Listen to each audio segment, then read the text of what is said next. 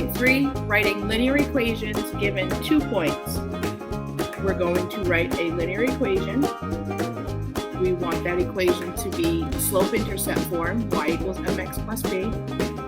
If I have m and I have b, I know that I can write an equation of a line. We are given 2 points. We need to start by finding the slope.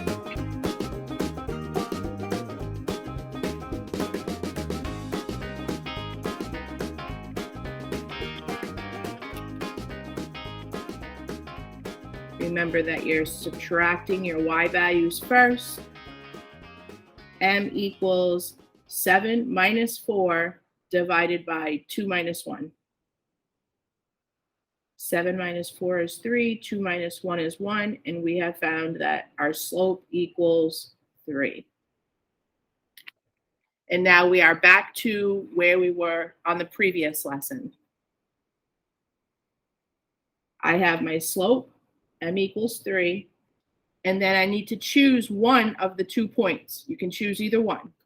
I'm going to choose the point 1, 4, and I'm going to write an equation of a line. We're going to be using the slope-intercept form, y equals mx plus b. Here is my x and my y and my m. So y is 4. We have 4 equals my slope times x.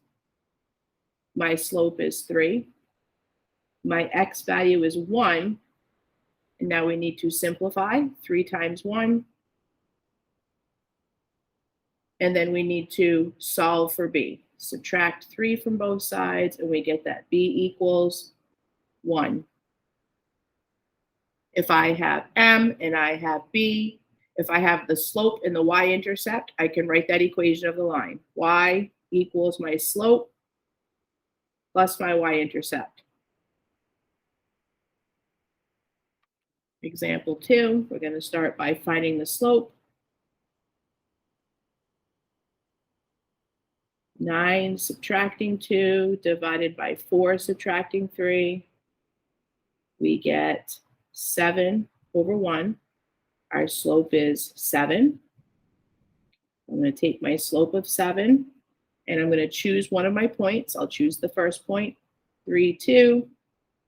I am going to write an equation of a line. Substitute in your given values. We see that y is 2. And then we have our slope times x. My slope is 7. My x value is 3. We need to simplify. 7 times 3 is 21. And now we're ready to solve this one-step equation. Subtract 21 from both sides, and we get that b equals negative 19. If I have my slope and my y-intercept, I can write an equation. Y equals 7x minus 19. There is an equation of a line running through these 2 points. Example 3.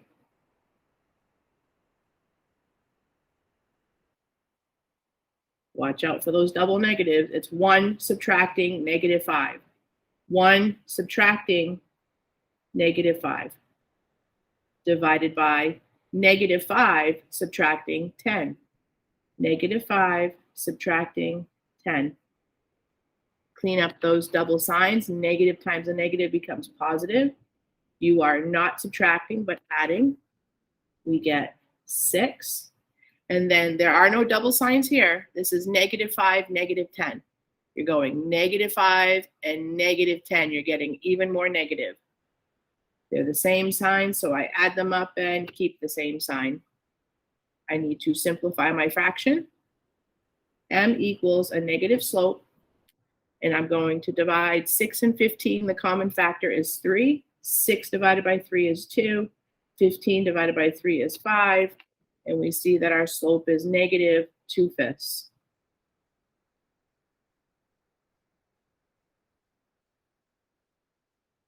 All right, I'm going to choose the second point. negative 5, 1. So we have our slope is negative 2/5. And the point I'm choosing is negative 5, 1. It just has smaller numbers.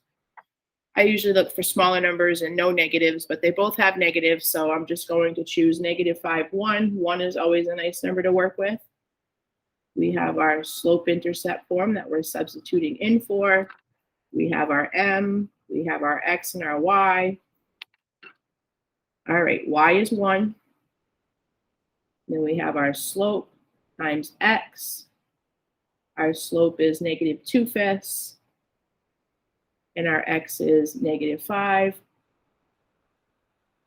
We need to multiply negative 2/5 times negative 5. We're multiplying fractions. So I'm going to make negative 5 a fraction. I'm going to look for any of that cross canceling that can be done.